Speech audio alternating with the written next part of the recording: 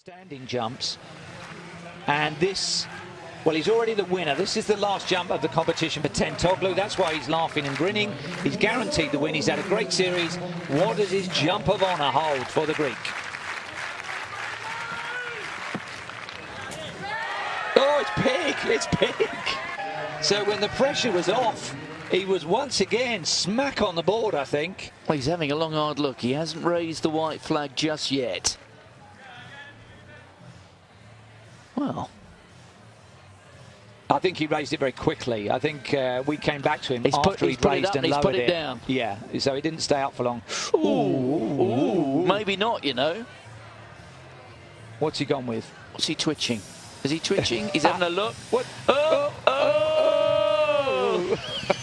He's lifted them both. And it's 8:32, so it must have been a white flag somewhere where we weren't looking. So a sensational finish, the longest jump by a European this year.